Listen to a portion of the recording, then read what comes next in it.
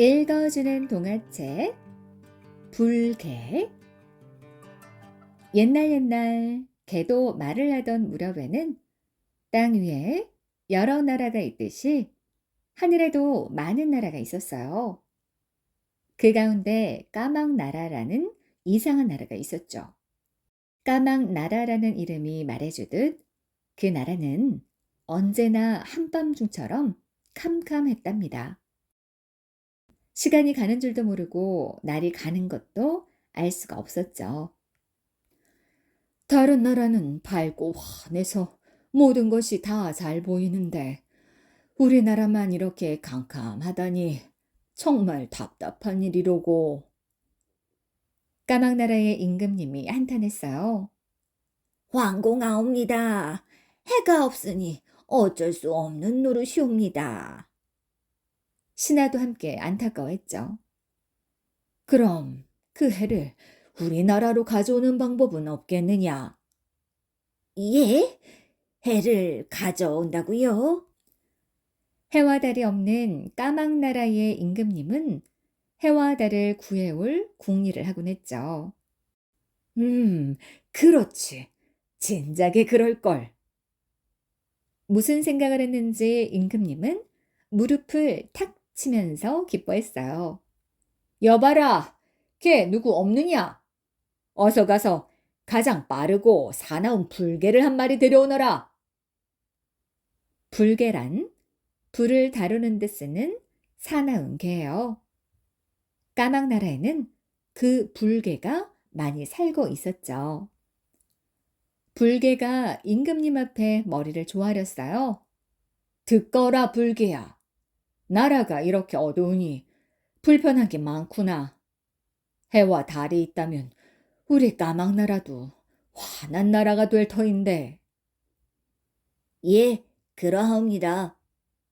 그래서 말인데 너는 불을 만질 수 있으니 해를 훔쳐오면 어떻겠느냐? 어디에 가면 해가 있습니까? 이웃나라인 빈나라로 가보아라. 해만 훔쳐오면 너에게 큰 상을 내리겠노라. 불개는 곧바로 빈나라를 향해 떠났어요. 정말 머나먼 길이었죠. 쉬지도 않고 계속해서 달렸지만 까막나라를 벗어나는 데만도 며칠이 걸렸어요. 험한 구름산도 몇십 개나 넘어야 했죠. 이웃나라라고 해서 가까운 줄 알았더니 그게 아니구나. 불개는 긴 혀를 빼어물고 숨을 몰아쉬면서도 쉬지 않고 날아가듯 뛰었죠. 이윽고 저 앞에 빨간 점이 보이기 시작했어요. 아, 저것이 해로구나. 빨리 가야지. 가까이 가서 보니 해는 이글이글 타오르고 있는 불덩어리였어요. 아, 뜨거워라. 이 큰 불덩이를 어떻게 물고 간담? 불개는 해 둘레를 빙빙 돌다가 마침내 용기를 내서 불덩어리를 덥석 물었죠. 으아! 뜨거! 뜨거! 불개는 견디다 못해 해를 뱉어버리고 말았답니다. 좋은 방법이 없을까? 머리를 아무리 쥐어짜도 뾰족한 수가 떠오르질 않았어요. 그렇다고 그냥 돌아갈 수는 없어. 어떻게 하든지 이 해를 가져가야 한다니까. 불개는 눈을 질끈 감고 다시 해를 꽉 물었어요. 아우 뜨거! 아우 뜨거! 입안이 지글지글 타들어가는 것 같아 불개는 해를 뱉어냈죠. 무엇이 불개가 돌아왔다고? 임금님은 허둥지둥 불개를 마중 나왔어요. 불개야, 해는 어디 있느냐? 너무 뜨거워. 물고 올 수가 없었습니다. 그래서 그냥 돌아왔습니다, 임금님. 뭐라고? 뜨겁다고 그냥 돌아와? 그렇게 참을성이 없단 말이냐? 임금님은 무섭게 화를 냈어요.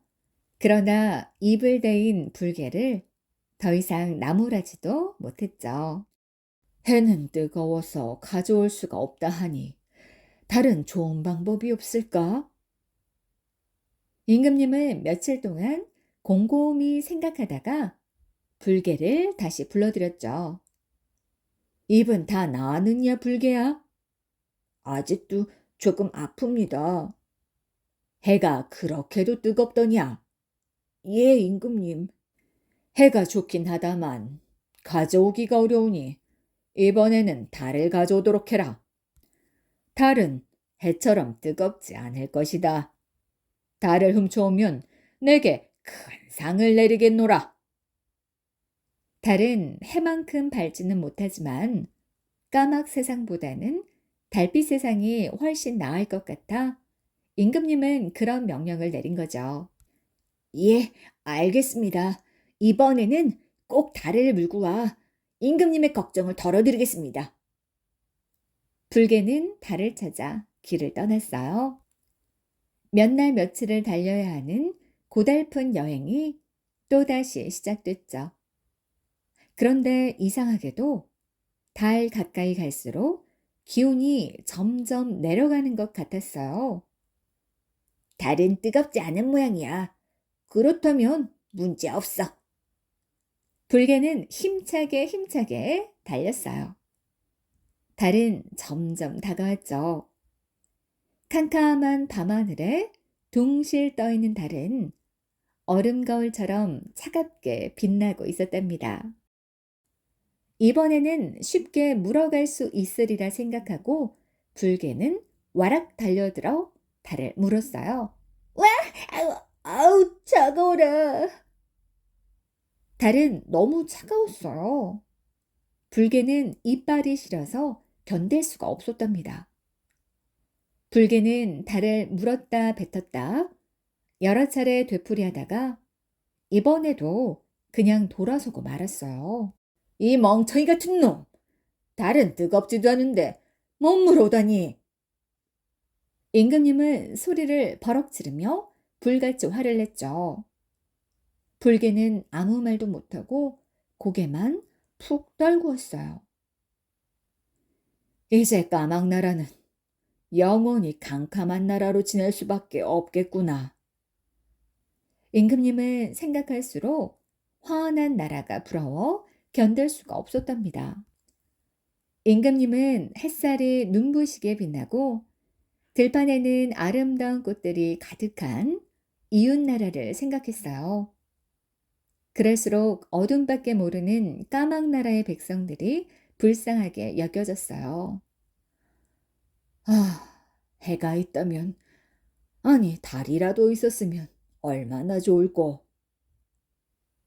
자나깨나 그 일만 생각하던 임금님은 다른 불개를 불러 또 명령을 내렸죠.